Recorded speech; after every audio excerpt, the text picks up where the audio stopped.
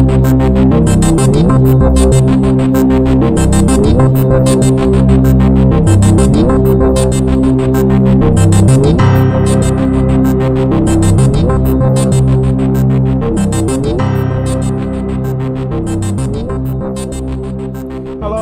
and welcome to the second episode of the new Season 11 of the Dark Money Files, in which we shine a light into a murky world.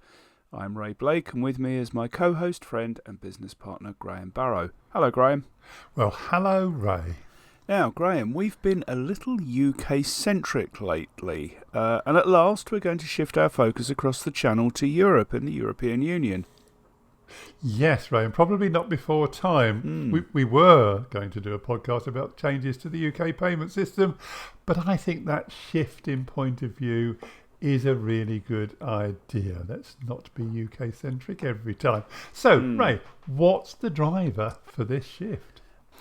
Well, not very long ago, the European Council and Parliament came to a provisional agreement on updating parts of the anti-money laundering provisions applied to members of the EU. Yes, and this has been bubbling along for quite a while, hasn't it? It has, and we've got a bit of confusion coming, I think, because most people are going to refer to this across Europe as the 6th Anti-Money Laundering Directive, which many of us already thought we had. Turns out we hadn't. Never mind.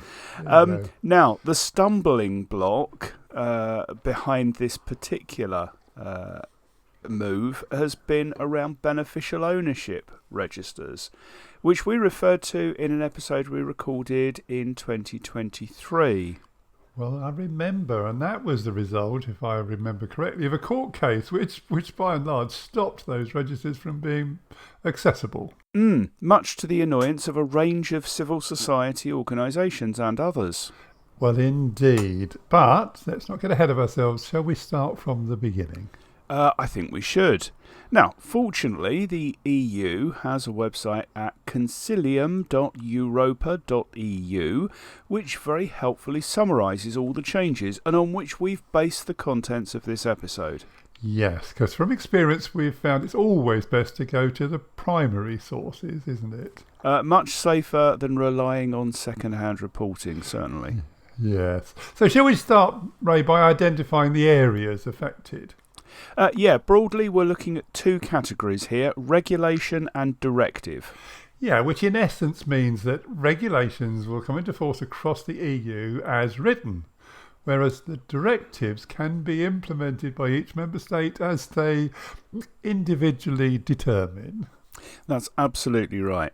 Now, the main regulatory changes cover obliged entities, enhanced due diligence, cash payments, beneficial ownership, and high-risk third countries. Which is an extensive list on its own, but the directive changes cover beneficial ownership registers, FIU responsibilities, supervisors, and national risk assessments. And we should emphasise that these are provisional agreements which need to be finalised and agreed by member states and by the European Parliament.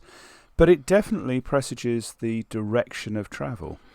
Which makes it well worthwhile covering in this episode, as this is likely to be echoed in other jurisdictions around the world. And of course, global firms will have to obey these new local requirements if they trade within the EU. So, shall we make a start? OK. Now, obliged entities. We already know that this includes the likes of financial institutions, banks, more recently real estate agents, wealth management, gambling firms, etc. But the definition is going to be further expanded to include most of the crypto sector. Which means crypto asset service providers, or CASPs.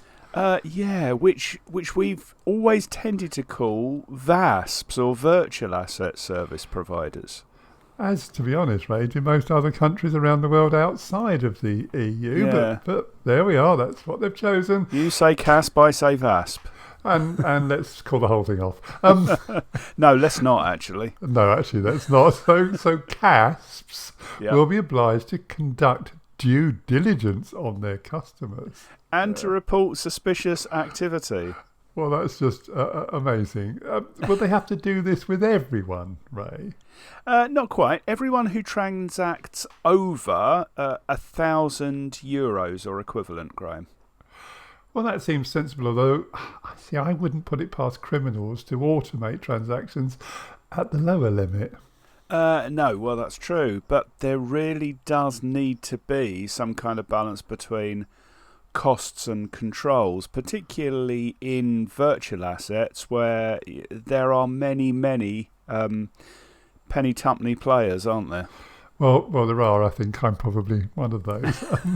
So yes, I agree, and I don't want to pay a lot more for my little petty bit of virtual currency transactions. So I see also, by the way, they've extended the regime to traders in luxury goods, precious metals, watches and the like. Yeah, along with what they call cultural goods like artworks. And the use of art to launder money has been much reported recently.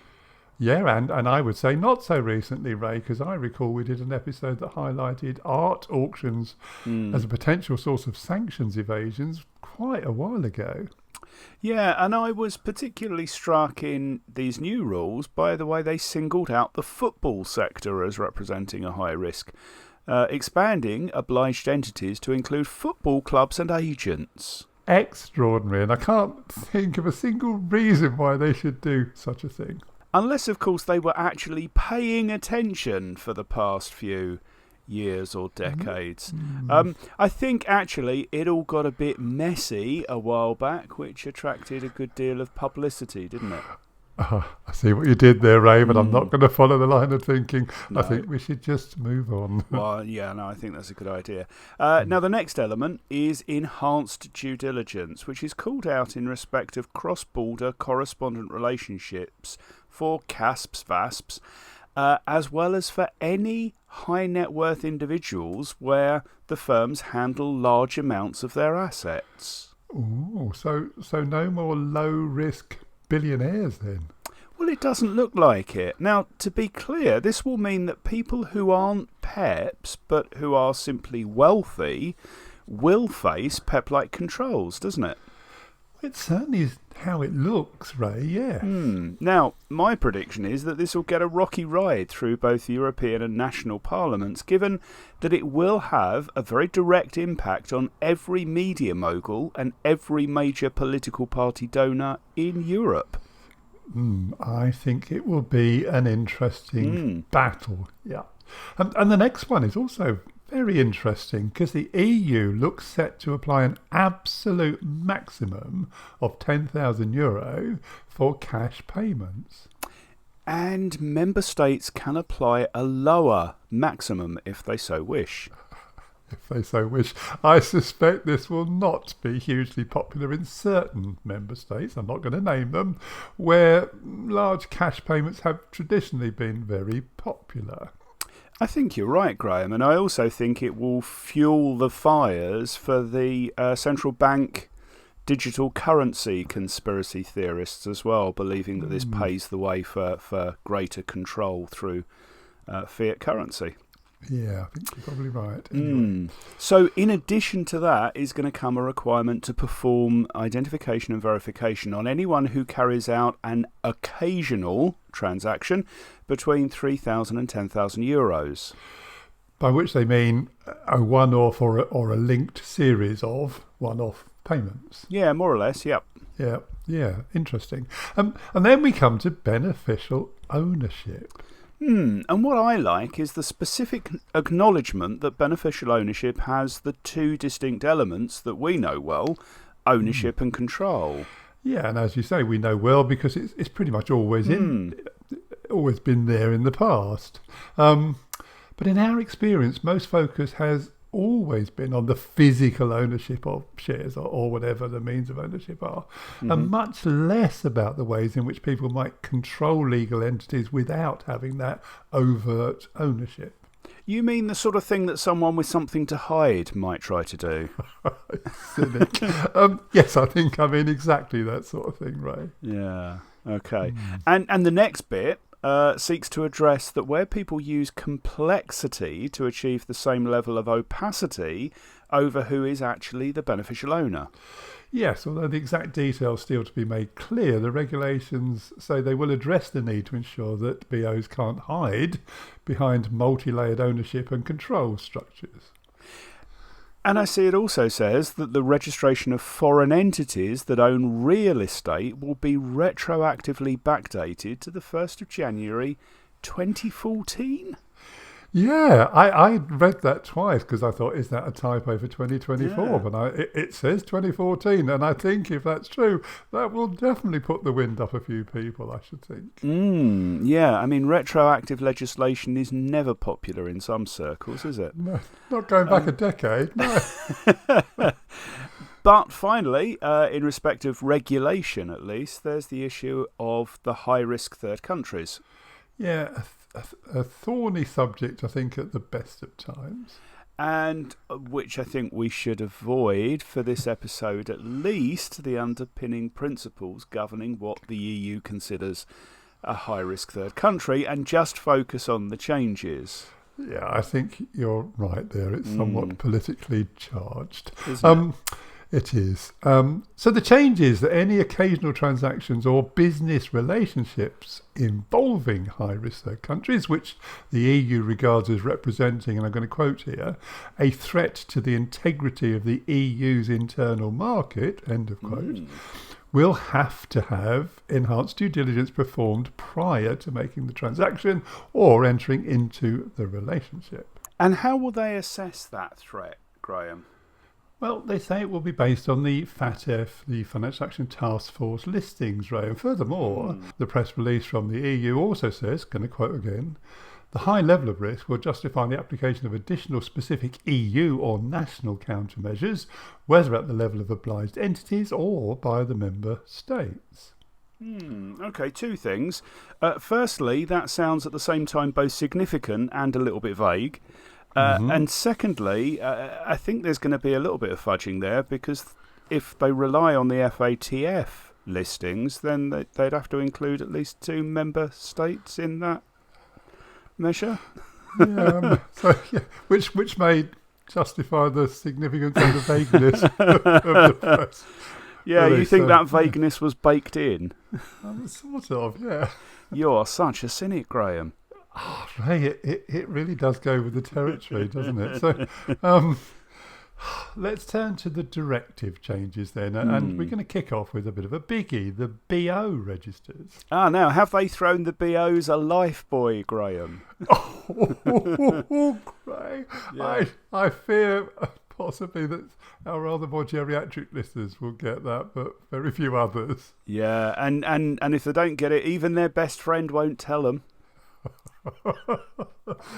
Listeners, if the last couple of sentences have got you completely confused, don't worry.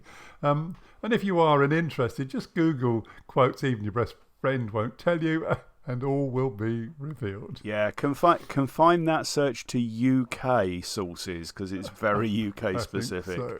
This has become a bit of a soap opera, hasn't it? Yeah, oh dear, geek squared. Now look, I think we should move on. Yeah. Okay, so look, the provisional agreement stipulates that the information supplied to the central register must be verified. I think that's a jolly good idea. I wonder where they got that from. And it gets better. Entities or arrangements that are associated with persons or entities subject to the targeted financial sanctions regimes will need to be flagged. Wow, that is radical. It's supported by the directive granting the entities in charge of the registers the power to carry out inspections at the premises of legal entities registered in case of doubts regarding the accuracy of the information in their possession. Now, that is genuinely useful, and I've seen some EU states really, what should we say, dragging their heels on beneficial ownership registers. I think these measures signal that this will not do for any longer. And then comes the really important bit. The directive also establishes that in addition to supervisory and public authorities and obliged entities, among others, persons of the public with legitimate interest including press and civil society, may access the registers. Which is really fantastic. I mean, maybe not as far as I would have liked to see them push, as I wouldn't have added any limiters to the right of access, but it is still a huge step in the right direction. And it also directs that real estate registers should be made available to competent authorities through a single access point, making available, for example, information on price, property type, history, and encumbrances like mortgages, judicial restrictions, and property rights.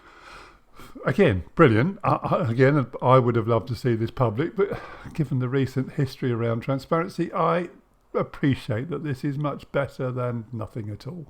Now, I suspect it's one we'll come back to once the registers are up and running to see what comes out. It's also worth noting that Transparency International's response to the measures welcomed them, but also made the case for a return to full public access too. It could still happen. And we hope it does.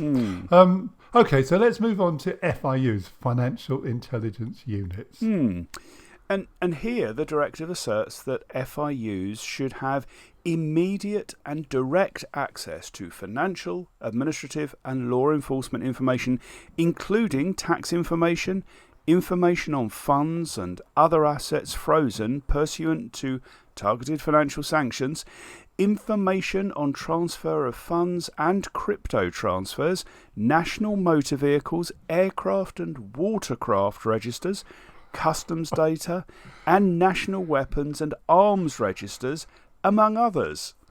Well, I'm not one given to hyperbole, but that is pretty comprehensive, isn't it? Right? It doesn't leave much room for interpretation. Perhaps we ought to drop the F here and just call them intelligence units. Yeah. Actually, always good to drop the F in a podcast. Well, indeed, yeah.